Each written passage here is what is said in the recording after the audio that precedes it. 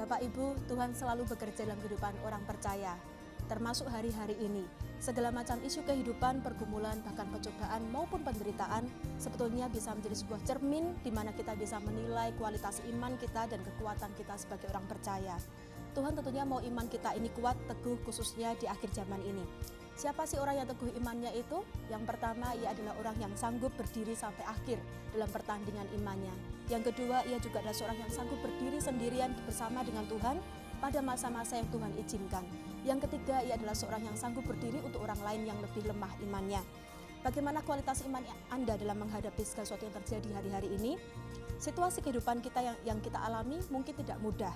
Tapi jika kita berpegang teguh pada kebenaran firman Tuhan dan meresponi masa-masa ini sesuai dengan firman Tuhan, maka di dalam diri kita akan terbentuk kekuatan dan keteguhan yang lebih dari sebelumnya. Firman Tuhan berkata dalam 1 Petrus pasal yang keempat, ayat yang ke-7 sampai dengan yang ke-8 berbunyi demikian. Kesudahan segala sesuatu sudah dekat, karena itu kuasailah dirimu dan jadilah tenang supaya kamu dapat berdoa.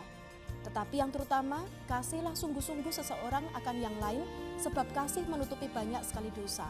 Kita diingatkan bahwa kehidupan di dunia ini hanya sementara. Kesudahan segala sesuatu sudah dekat. Kita perlu menguasai diri supaya kita bisa tenang dan berdoa. Poin penting pertama, Bapak Ibu, hari-hari ini kita butuh banyak berdoa. Berdoa itu mendekatkan diri kepada Tuhan. Dan kita hanya bisa dekat dengan Tuhan jika kita hidup damai dengan Tuhan. Maka pertanyaannya adalah, sudahkah Anda hidup diperdamaikan dengan Tuhan hari ini? Jika kita hidup dalam dosa ataupun hidup bagi diri sendiri, kita tidak sungguh-sungguh mengasihi dan tidak sungguh-sungguh dekat dengan Tuhan, itu artinya kita hidup menjadi seteru atau musuh Allah. Ingat bahwa kesudahan segala sesuatu sudah dekat. Berilah dirimu diselamatkan, diperdamaikan dengan Tuhan. Menerima Yesus sebagai Tuhan dan Juru Selamat kita, meninggalkan dosa, hidup dalam jalan-jalannya adalah satu-satunya jalan Anda dan saya bisa diperdamaikan dengan Allah.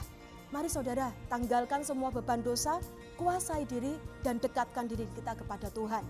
Yang kedua, Anda dan saya perlu mengatur ulang prioritas hidup kita.